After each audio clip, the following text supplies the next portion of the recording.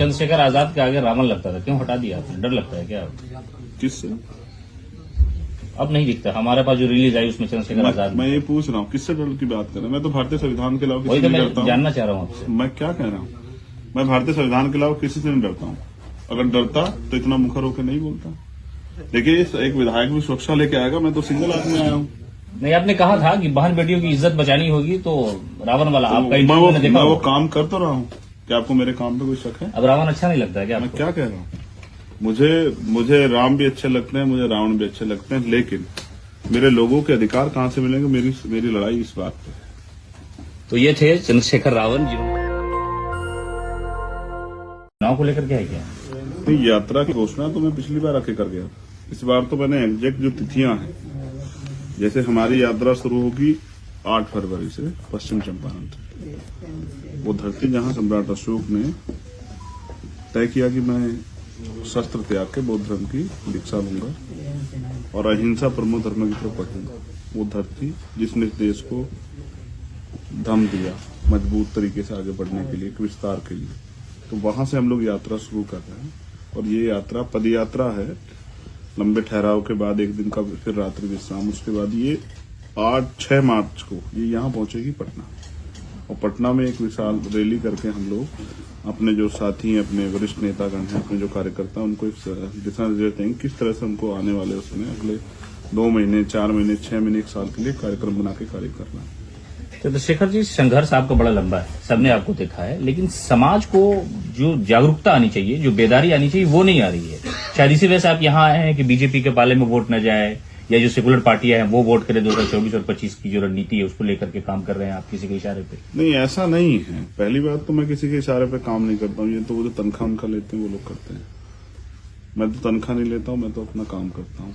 दूसरी बात, आपने जैसा कहा कि जागरूकता कम, ऐसा नहीं है। जागरूकता इतनी है कि आपने शायद 2 अप्रैल 2018 का आंदोलन देखा हो। उस समय अगर आप पत्रकारिता करते हो तो शायद आपको याद आएगा कि हमने भारत को बंद किया, और बिना किसी मतलब कोई पॉलिटिकल पावर के नहीं, जनता ने ही बंद किया। जनता सड़कों पे आई, कीमत भी चुका, हमने मुकदमे झेले, जेलें काटी, रासुकाएं लगी, 17-18 लोग शहीद हुए। तो हम लोग जागरूक हैं। जो लोग और जागरूक नहीं हैं उनको जागरूक करना है। जो अति पिछड़ी जातियां हैं, जो पिछड़े वर्ग की जातियां हैं, जो अन्य धार्मिक अल्पसंख्यक समाज है, उनको जागरूक करना है। क्योंकि अगर चुनने की बारी आए, डॉक्टर अम्बेडकर ने भी कहा कि अगर मेरे हित में और देश हित में टकराव होगा तो मैं पहले देश को चुनूंगा। आज देश हित को देखिए आप, देश किस तरह जो है देश को तोड़ा जा रहा है, किस तरह से देश के जो रिसोर्स हैं जिनसे आने वाली पीढ़ियां आगे बढ़ती, उनको चंद पूंजीपतियों के हाथ में दिया जा रहा है। किस तरह से जो है सरकारी संपत्तियों को नीलाम किया जा रहा है पूंजीपति मित्रों को। आज भी नौजवान रोजगार के लिए तड़प रहा है, कहाँ है रोजगार?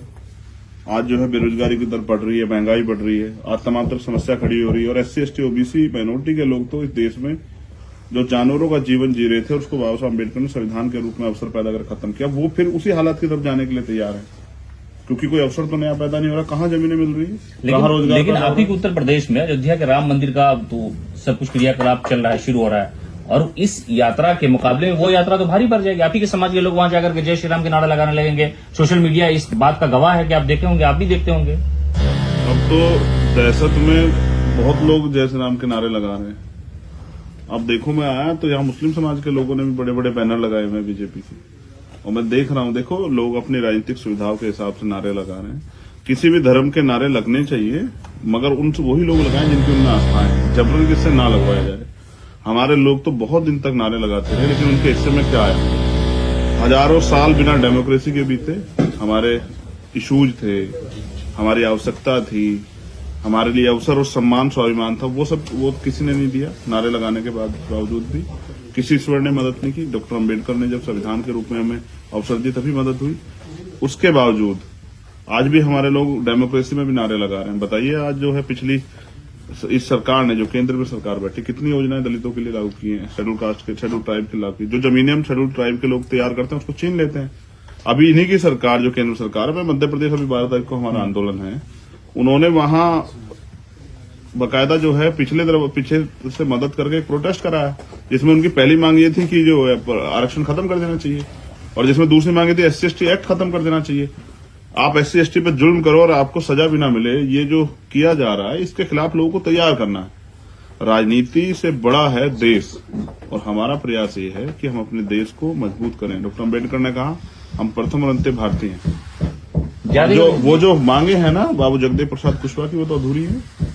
जातिगत जनगणना का आपने खुलकर के सपोर्ट किया है, आप मुख्यमंत्री नीतीश कुमार की तारीफ कर रहे हैं, लेकिन विजय सिन्हा जो नेता विपक्ष है, भारतीय जनता पार्टी के बड़े नेता हैं, उन्होंने कहा कि 90 का दशक लौट आएगा। उनका इशारा इस तरफ था कि जो एक बड़ी आबादी है दलित की, पसमानदा की, ऐसे लोग, उनकी जब संख्या सामने आ जाएगी सरकारी तौर पर, तो जो फॉरवर्ड है यानी जो पॉलिटिकल है उन पर दबाव बन जाएगा और वही खून वाला मैदान आ जाएगा। उन्होंने साफ तौर पर कहा था ऐसा। हम तो रोज हमारा खून बहा जा रहा है। आप NCRB का डाटा उठा के देख लें, कौन खून बहाएगा? आप किसकी तरफ इशारा कर रहे हैं? क्या बीजेपी RSS के लोग खून बहा देंगे हमारे लोगों का? SC ST और माइनॉरिटी के लोग क्या कहना चाह रहे हैं?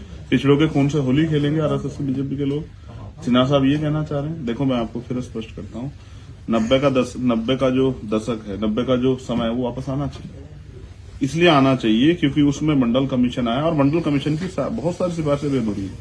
और ये जो प्रधानमंत्री अभी बैठे हैं, इन्होंने वादा किया था 2013 में कि मैं मंडल कमीशन की सारी सिफारिश लागू करूंगा, क्यों नहीं की? 90 का दशक अगर वापस आएगा तो आपको पता क्या होगा?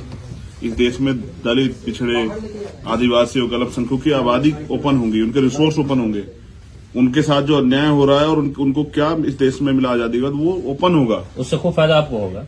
बिल्कुल होना चाहिए। फिर हमारे लोगों के हितों की बात होगी। अब तो कैप खत्म हो गई है ना। मैंने तो मुख्यमंत्री जी से भी कहा जितना मिला था कि अब कैप खत्म कर दी है माननीय सर्वोच्च न्यायालय ने, जो 50% कैप थी। अब आप जिसकी इतनी संख्या वाली उसकी इतनी हिस्सेदारी आपको कर देनी चाहिए। जिसकी इतनी आबादी है प्रदेश में उसको आरक्षण आपको देना चाहिए, और ऐसा हुआ भी है कई जगह पे। अब स्टार्ट हो गया। चंद्रशेखर आजाद के आगे रावण लगता था, क्यों हटा दिया आपने? डर लगता है क्या? किससे? अब नहीं दिखता। हमारे पास जो रिलीज आई उसमें चंद्रशेखर आजाद। मैं ये पूछ रहा हूँ किससे डर की बात कर रहा हूँ? मैं तो भारतीय संविधान के अलावा किसी से नहीं डरता हूँ। जानना चाह रहा हूँ आपसे। मैं क्या कह रहा हूँ? मैं भारतीय संविधान के अलावा किसी से नहीं डरता हूँ। अगर डरता तो इतना मुखर होकर नहीं बोलता। देखिए, एक विधायक भी सुरक्षा लेके आएगा, मैं तो सिंगल आदमी आया हूँ। नहीं, आपने कहा था कि बहन बेटियों की इज्जत बचानी होगी, तो रावण वाला तो आपका मैं वो काम कर तो रहा हूँ। क्या आपको मेरे काम पे कोई शक है? अब रावण अच्छा नहीं लगता है क्या? मैं क्या कह रहा हूँ?